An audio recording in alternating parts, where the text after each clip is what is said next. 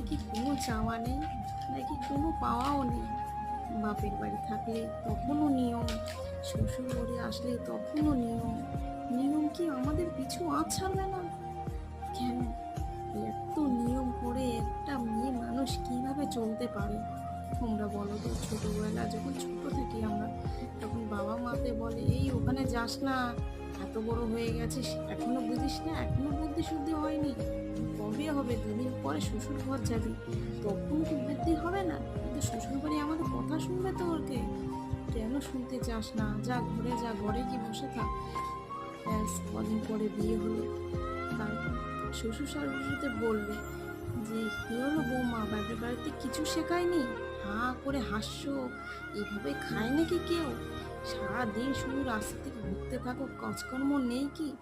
কেন আমাদের জীবন বলতে কিচ্ছু নেই? কিচ্ছু নেই।